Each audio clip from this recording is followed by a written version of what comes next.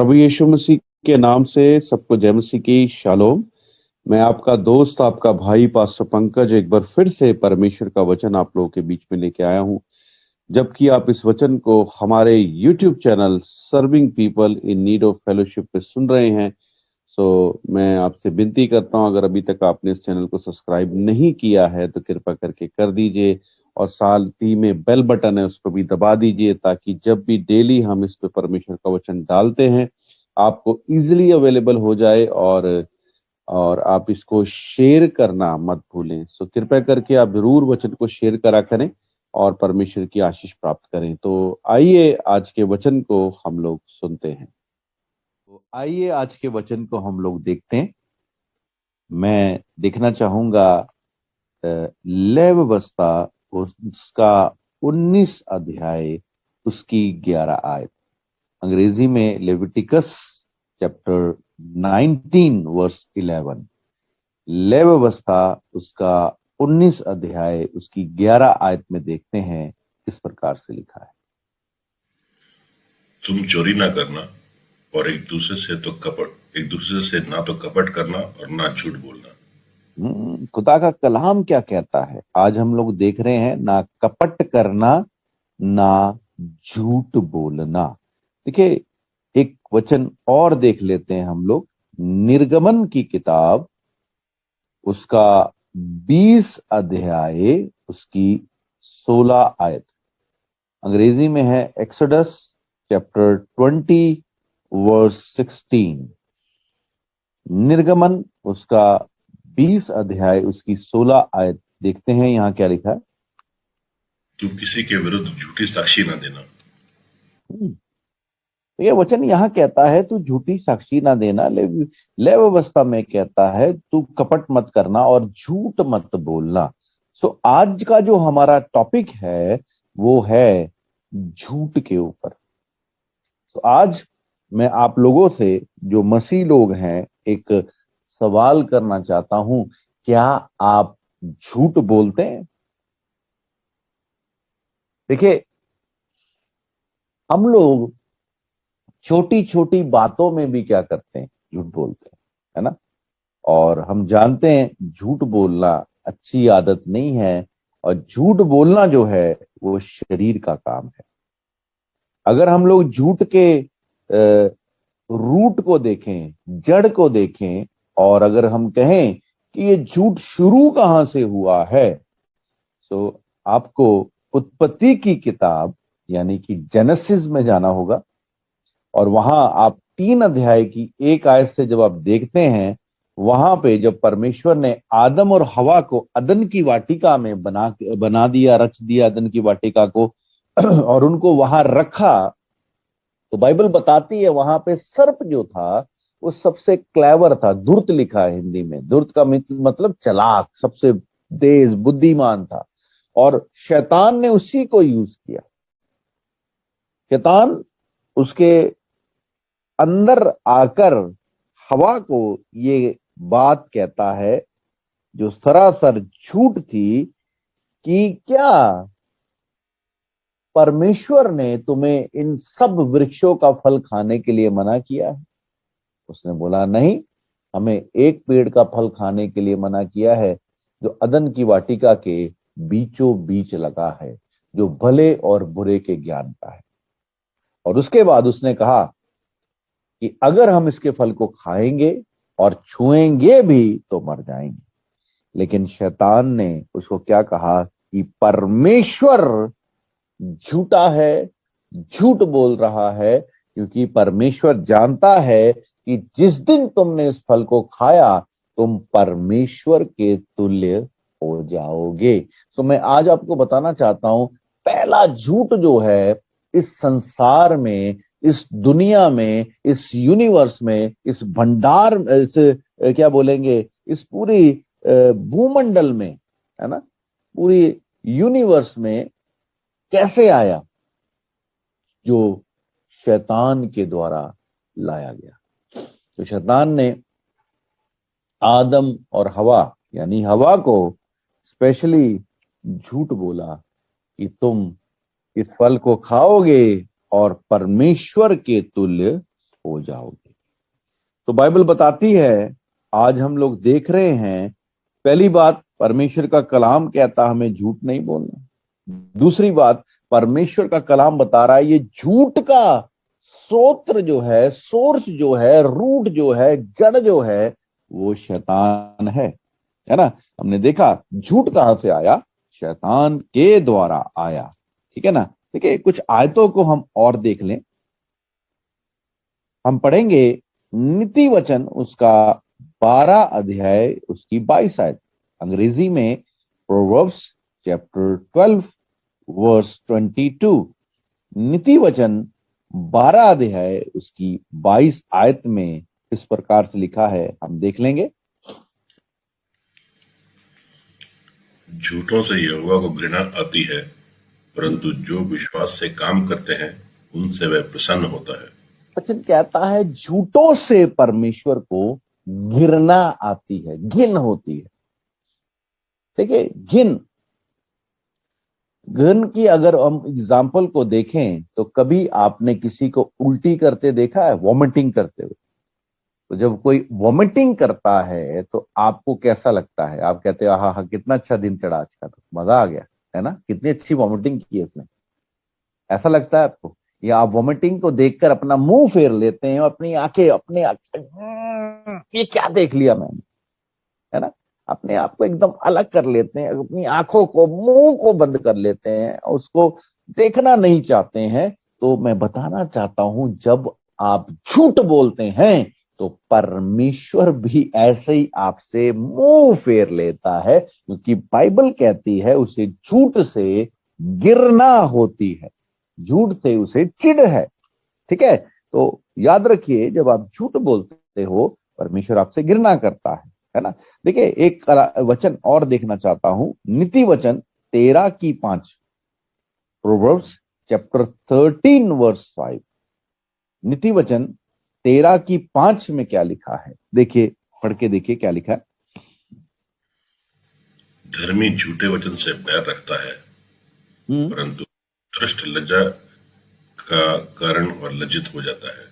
देखिए जो धर्मी व्यक्ति है वो झूठ से लज्जा करता है, लेकिन अगर हम लोग आज मसीह लोगों की बात करें तो वो झूठ उनको सुनना पसंद है, झूठ उनको अच्छा लगता है, झूठ में वो रहना चाहते हैं। लेकिन वचन कहता है धर्मी व्यक्ति को झूठ से नफरत है, घृणा है। तो अगर आज हम अपने जीवनों को देखें तो हमें क्या करना है, झूठ से घृणा करनी, हमें झूठ से नफरत करनी, ना झूठ सुनना है ना झूठ बोलना है। क्योंकि मैं बताना चाहता हूं ये झूठ जो है इससे परमेश्वर को घृणा आती है, और ये झूठ जो है परमेश्वर की तरफ से नहीं, शैतान के तरफ से लाया गया है। देखिए झूठ ना बोलने का क्या फायदा, हम पढ़ेंगे सपनिया की किताब उसका 3:13 आयत पढ़ेंगे। हम देख रहे हैं सपनिया चैप्टर 3 वर्स 13, सपनिया की किताब उसका 3 अध्याय उसकी 13 आयत। आपके पुराने नियम में जब आप छोटे नबियों को देखते हैं वहां पर आपको ये मिल जाएगा, 3:13 देखेंगे क्या लिखा। इज़राइल से बचे हुए लोग ना तो कुटिलता करेंगे और ना झूठ बोलेंगे। हाँ, जो चुने हुए लोग हैं, बचे हुए लोग हैं, ना तो कुटिलता करेंगे ना झूठ बोलेंगे। आगे, और ना उनके मुंह से छल की बातें निकलेंगी। ना उनके मुंह से छल की बात निकलेगी। आगे, वे चरेंगे और विश्राम करेंगे। हाँ देखिए देखिए देखिए देखिए क्या बोलता है, ना झूठ बोलेंगे ना उनके मुंह से छल की बात निकलेगी, वो चरेंगे और विश्राम करेंगे, पीस में रहेंगे। और देखिए आगे क्या लेता है, पढ़िए, पूरी आयत पढ़ दीजिए। इज़राइल के बचे हुए लोग ना तो कुटिलता करेंगे और ना झूठ बोलेंगे, और ना उनके मुंह से छल की बातें निकलेंगी। वे चरेंगे और विश्राम करेंगे, और कोई उनको डराने वाला ना होगा। कोई उनको डराने वाला नहीं होगा। याद रखिएगा, जब आप सच्चाई में चलेंगे आपको डराने वाला कोई नहीं होगा। लेकिन अगर आप झूठ में चलेंगे, झूठ बोलेंगे, आपको पता है एक झूठ छुपाने के लिए 100 झूठ बोलने पड़ते हैं। एक झूठ छुपाने के लिए 100 झूठ बोलना पड़ते हैं। और हमारे अंदर जो झूठ बोलते हैं, ऑटोमेटिकली डर आ जाता है ना। कभी आपने महसूस किया होगा, आपने किसी बात के लिए झूठ बोला है तो आपके अंदर डर आ जाता है कहीं मेरा झूठ पकड़ा ना जाए।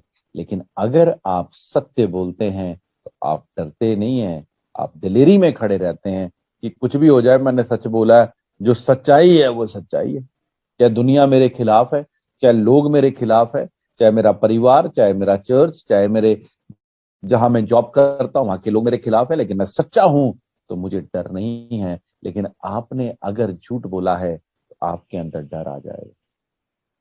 लेकिन सत्य बोलेंगे, आपके अंदर दिलेरी आ जाएगी, क्योंकि यीशु मसीह क्या है? सत्य है। यीशु आपके अंदर है। आप सच बोल रहे हैं, आप यीशु बोल रहे हैं तो आप डरेंगे नहीं। आप झूठ बोल रहे हैं, आप शैतान बोल रहे हैं, शैतान बोल रहेंगे, शैतान का झूठ बोलेंगे तो आपके अंदर डर आ जाएगा। तो वचन क्या कहता है सपनिया में कि वो डरेंगे नहीं, निडर चलेंगे, दिलेरी में चलेंगे, उनके अंदर दिलेरी आ जाएगी। ठीक है ना। सो देखिए, यूहन्ना उसका 8 अध्याय उसकी 44 आयत क्या कहती है? Gospel of John chapter 8 verse 44, यूहन्ना की अंजील उसका 8 अध्याय उसकी 44 आयत में इस प्रकार से लिखा है, देखेंगे। तुम अपने पिता शैतान से हो और अपने पिता की लालसाओं को पूरा करना चाहते हो। मैं तो आरंभ से हत्यारा है और सत्य पर स्थिर ना रहा, क्योंकि सत्य उसमें है ही नहीं। जब वह झूठ बोलता तो अपने स्वभाव से ही बोलता है, क्योंकि वह झूठा है परंतु झूठ का पिता है। वो झूठा है और झूठ को पिता है। झूठ को जन्म देने वाला वही है। झूठ का पिता क्यों कहा गया? क्योंकि पहली बार झूठ वही लेके आया। वो झूठा है और झूठ का पिता। आपको पता है, झूठ बोलने के द्वारा आदम और हवा का रिश्ता परमेश्वर से टूट गया, झूठ के कारण। याद रखिएगा, शैतान जो है वो उसका पिता है। और अगर आप झूठ बोलते हैं तो आपके डैडी जी कौन है? आप ये नहीं कह सकते यीशु मेरा पिता है। याद रखिए, जैसे ही आपके मुंह से झूठ निकला, है ना, पहली बात परमेश्वर को झूठ से गिरना है, और दूसरी बात आपका पापा जो है वो शैतान बन जाएगा, यीशु नहीं बनेगा। क्योंकि जब आप झूठ बोलते हैं तो शैतान आपका पिता है, और अगर आप सत्य बोलते हैं तो यूहन्ना 14:6 कहती है, जॉन चैप्टर 14 वर्स 6 में लिखा है, यीशु कहता है, मैं मार्ग हूं, मैं सत्य और जीवन हूं।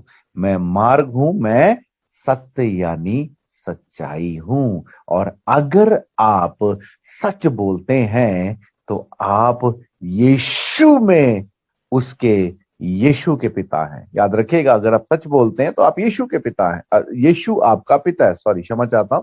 अगर आप सच बोलते हैं तो यीशु आपका पिता है।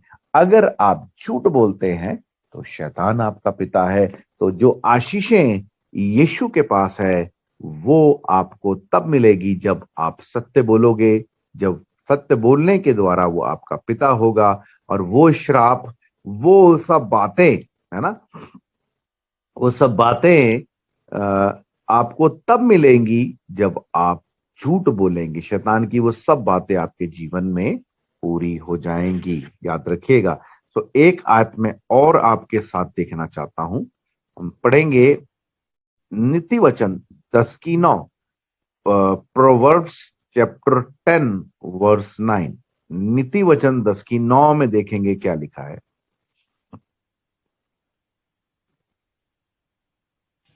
देखिए कलाम क्या कहता है। जो खराई से चलता है वह निडर जो चलता है। खराई, वह निडर चलता है। जो खराई से चलता है वो निडर चलता है।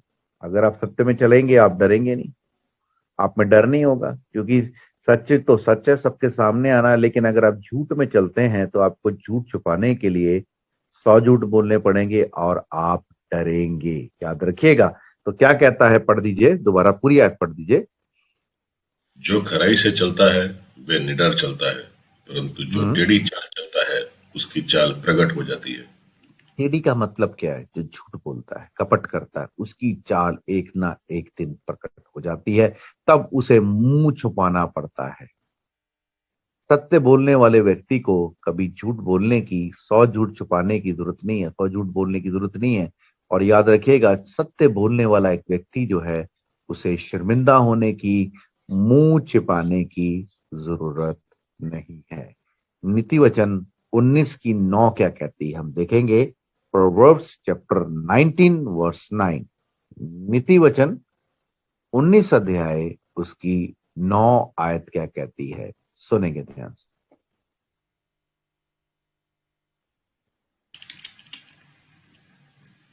झूठा साक्षी निर्दोष नहीं ठहरता, और जो हम्म। झूठ बोला करता है वह नाश होता है। हाँ, झूठा साक्षी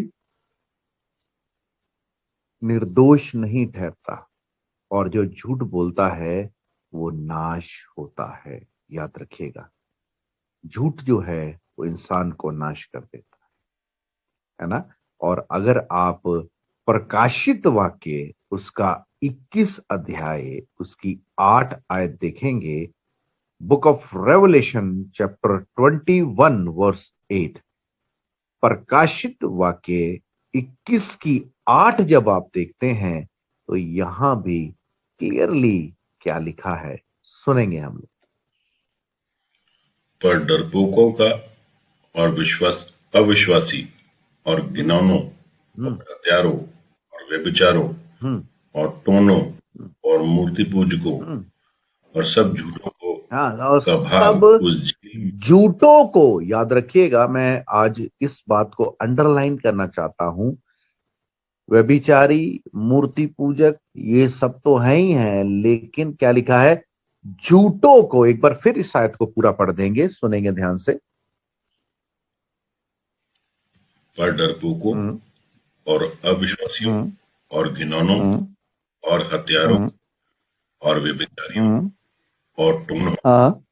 और मूर्ति और सब झूठों का भाग उस झील में मिलेगा, कहा मिलेगा? जो आग और गंधक हाँ, सब झूठों का भाग आग की झील में मिलेगा। आगे। जो आग और गंधक से जलती रहती है। हाँ। ये दूसरी मृत्यु ये हाँ, दूसरी मृत्यु है। याद रखिएगा, कलाम क्या कह रहा है? झूठ बोलने के द्वारा आप कहां जाएंगे? आप आग की झील में जाएंगे। इट मीन्स, झूठ बोलते हुए आपका नाम जीवन की किताब से कट जाएगा। बाइबल कहती है, जिस जिस का नाम जीवन की किताब में है, वही परमेश्वर के राज्य में जाएगा। आप भविष्यवाणी करते हैं, अच्छी बात है। आप पास्टर हैं, अच्छी बात है। आप बिशप है, उससे भी अच्छी बात है। आप अपोस्टल है, अरे वो तो सोने पे सुहागा हो गया। अगर आप चमत्कार करने वाले हैं, ओहो हो, मजा ही आ गया। ओहो, अगर आप चंगाइयां करने वाले हैं, तो आपसे भला कोई नहीं है। लेकिन याद रखिए, ये सब काम हमें परमेश्वर के राज्य में नहीं लेके जाएंगे। एक छोटी सी गलती है ना। याकूब 2 अध्याय उसकी 10 आयत कहती है, जेम्स चैप्टर 2 वर्स 10, याकूब 2 की 10 कहती है, अगर तुम सब बातों को, है ना, देखिए एक बार पढ़ दीजिए। अगर तुम पढ़ दीजिए एक बार, जेम्स चैप्टर 2 वर्स 10, याकूब 2 की 10 क्या कहती है, सुनिए ध्यान से।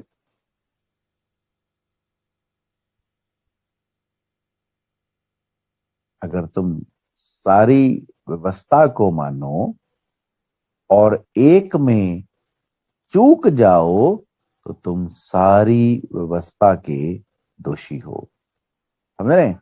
हम प्रभु के लिए बड़े बड़े काम करते हैं, हम प्रभु के लिए दुख भी उठाते हैं, है ना, और चमत्कार करते हैं, हीलिंग करते हैं, डिलीवरेंस करते हैं, खुदा के बड़े बड़े काम करते हैं। लेकिन अगर आप झूठ बोलते हैं, तो याद रखिएगा, आप परमेश्वर के राज्य में नहीं जाएंगे, क्योंकि आपका नाम जीवन की किताब से काट दिया गया है। हालेलुया। यह आज्ञा जो है लय व्यवस्था में पड़ी और हमने निर्गमन में पड़ी है ना, कि झूठ नहीं बोलना। ठीक है, और हम कहते पुराना नियम खत्म हो गया। देखिए, याद रखिएगा, ये खत्म नहीं हुआ है।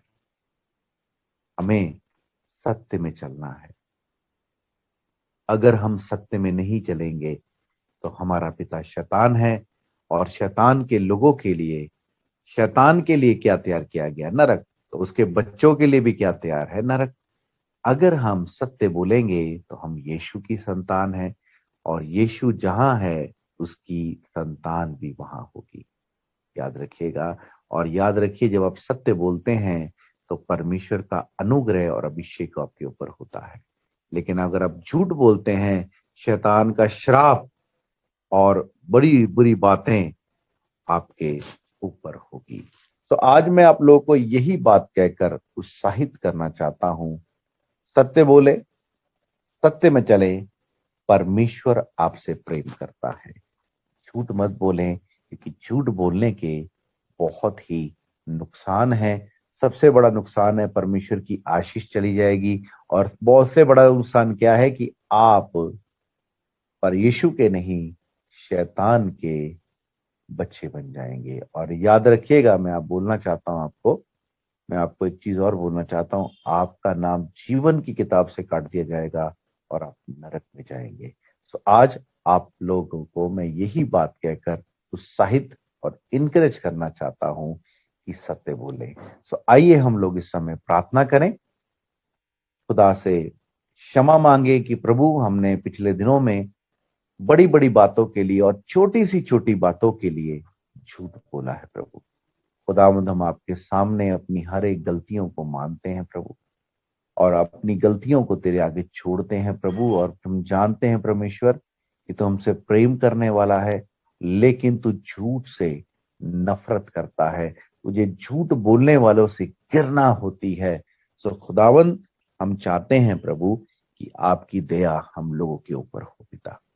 हमें माफ कर पिता कि हम झूठ बोलते हैं, और अब से प्रभु हम लोग फैसला करें कि खुदावंद, हम आपको आपकी हुजूरी में, और जहां प्रभु हम जाते हैं वहां पर झूठ ना बोले पिता, लेकिन सत्य में चले, और जिससे प्रभु आपके नाम को महिमा मिले।